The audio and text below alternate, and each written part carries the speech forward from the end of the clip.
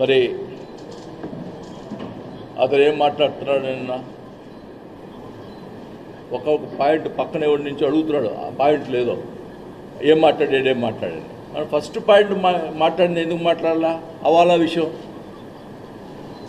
మా పాయింట్గా అడుగుతూ ఉన్నావు. ఫస్ట్ మాట్లాడిన విషయం హవాలా విషయం, దాని గురించి మాటలు లేవు. సూర్యప్రకాష్ రెడ్డి ల్యాండ్ గురించి మాటలు లేవు. పంతులు గారిది మాకు ఒక అప్పులు ఉన్నాయి, అది నా సొంత విషయం, అప్పులు నా సొంత విషయం అని మాట్లాడు. నా బ్యాంకులో నా సొంత విషయం అన్నాడు. కాదయ్యా, నేను బ్యాంకుల్లో నేను వెళ్తున్నా, బ్యాంకులో 4-5 సార్లు పేపర్లో వచ్చింది, ఆక్షన్ వేస్తున్నాం అని చెప్పి వచ్చింది కాబట్టి అడుగుతాం, తప్పే ఉంది. ఓపెన్గా పేపర్లో వచ్చిందా లేదా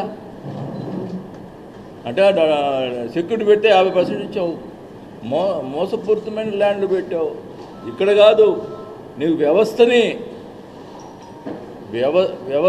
నువ్వు చేసుకుంటావు. నువ్వు హైదరాబాద్లో మణికొండలో ఉన్నటువంటి ల్యాండ్ వ్యవస్థను మేనేజ్ చేసుకుని తెచ్చుకున్నావు. అది మైనారిటీ వాళ్ళది, ఆ ల్యాండ్ని తెచ్చుకున్నావు. దాని గురించి కూడా నేను మాట్లాడలా. నీకు రాజపాలెంలో డీకే లేదా? నేను అంటున్నావు లేదని. ఏం మాట్లాడతావు? డీకే లేదా? నిరూపించుకుంటావా?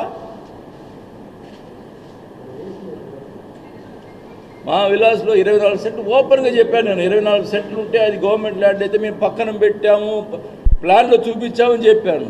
దానికి నువ్వు ఇంటెలిజెన్స్ ఇంటెలిజెన్స్ ఎవరైనా వస్తారా? విజిలెన్స్ వాళ్ళు వేసుకుంటాయా? ఇంటెలిజెన్స్ కాదు, అది ముందర అది తెలుసుకోండి. ముందర నేను పేపర్లో చూసేవాళ్ళు ఇంటెలిజెన్స్ వాళ్ళు పంపిస్తారు. ఇంటెలిజెన్స్ వాళ్ళు కాదు, విజిలెన్స్ వాళ్ళని పంపించుకోండి. ఏమైనా ఉంటే నోటీసులు ఇచ్చుకోండి, ఏమైనా చేసుకోండి. అంతేగాని దౌర్జన్యంగా వచ్చి నిన్న మనం గుప్తా చొక్కా ఇప్పుకొని దౌర్జన్యంగా వస్తారు రాదు.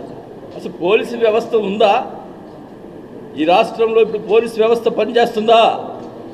చొక్కా ఇప్పి రా, దమ్ముంటే రా చూసుకుందామని ఒక మంత్రి, ఎమ్మెల్యే మంత్రిని 5 సార్లు ఎమ్మెల్యే నుండి నన్ను ఈ రకంగా హెచ్చరిస్తూ ఉంటే పోలీసు ఏం చేస్తూ ఉంది? మాట్లాడుతూ ఉన్నావు. కొవ్వు దించుతావా? ఏం దించుతావా నువ్వు? కొవ్వు ఒళ్ళు దగ్గర పెట్టుకో. నేను అధికారం వచ్చింది ఏమేం చేద్దాం అనుకుంటున్నావేమో,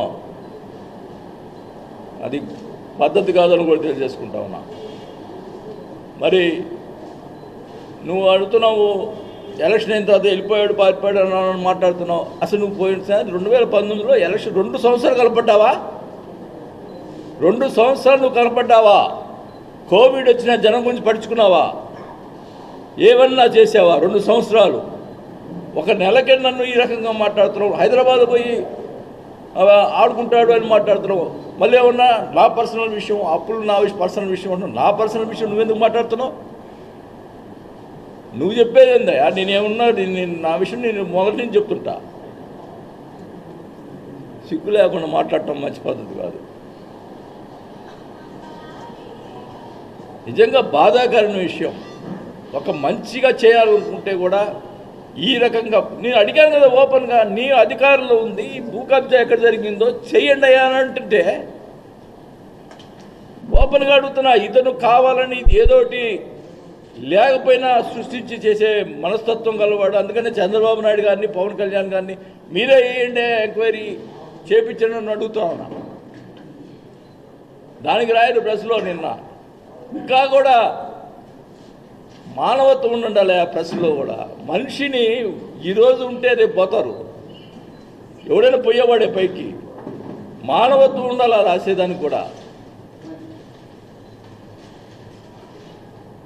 ఉన్న నిజాలు రాయండి. ఓకే, నేను తప్పు చేస్తుంటే రాయండి, తప్పులేదు. నేను ఓపెన్గా అడుగుతున్నాను కదా, ఎక్కడ భూ కబ్జా చేశాడో చేయండి అని అడుగుతున్నాను.